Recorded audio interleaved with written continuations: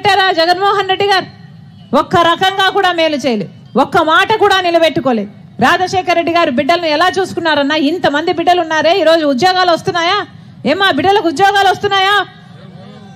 రాజశేఖర రెడ్డి గారు బిడ్డల్ని గుండెల్లో పెట్టుకుని చూసుకుంటే, ఈరోజు జగన్మోహన్ రెడ్డి గారు 5 సంవత్సరాల క్రితం చెప్పిన మాట, సంక్రాంతి వచ్చినప్పుడల్లా జాబ్ క్యాలెండర్ వస్తుంది అన్నాడు. ఎన్ని సంక్రాంతులు వచ్చాయి జగన్మోహన్ రెడ్డి గారు ముఖ్యమంత్రి అయ్యాక? 5 వచ్చాయి. 5 సంక్రాంతులు వచ్చాయి, పోయాయి.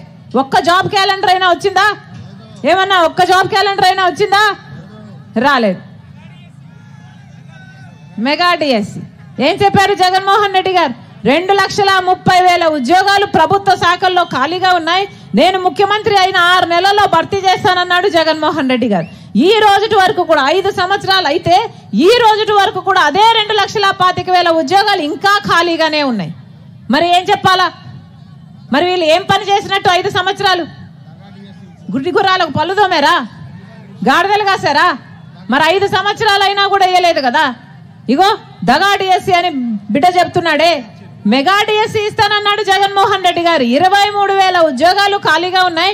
సిగ్గులేదా చంద్రబాబు? 7,000కే ఎందుకు నోటిఫికేషన్లు ఇస్తున్నామని తిట్టాడు ఆ రోజు జగన్మోహన్ రెడ్డి గారు 5 సంవత్సరాల క్రితం. ఈరోజు 5 సంవత్సరాలు అయిపోయింది, అదే 23,000 ఉద్యోగాలు ఇంకా ఖాళీగానే ఉన్నాయి.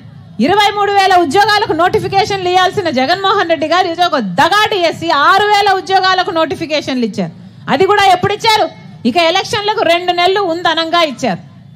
అంటే 2 నెలలకు ఎలక్షన్లు ఉందనంగా ఇస్తే ఈ పరీక్షలు ఎప్పుడు కావాలి? ఈ బిడ్డలకు ఉద్యోగాలు వస్తాయా చస్తాయా?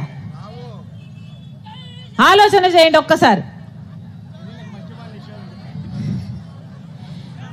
5 సంవత్సరాలు చంద్రబాబు గారిని తిట్టుపోసి 5 సంవత్సరాలు ఏమీ చేయకుండా వీళ్ళు ఒక దగా డిఎస్సి ఇస్తే మరి బిడ్డలు ఉద్యోగాలకు ఎక్కడికి పోవాలి? కనీసం కుంభకర్ణుడైనా 6 నెలలు నిద్రపోతారు, 6 నెలలు పనిచేస్తాడు. మరి జగన్మోహన్ రెడ్డి గారు ఏం చేసినట్టు? 5 సంవత్సరాలు అలాగే ఉద్యోగాలన్నీ అలాగే ఖాళీగా ఉన్నాయి. మరి ఎందుకు భర్తీ చేయనట్టు? రాజశేఖర రెడ్డి గారు మాటిస్తే మాట తప్పనివాడు, మడమ తిప్పనివాడు.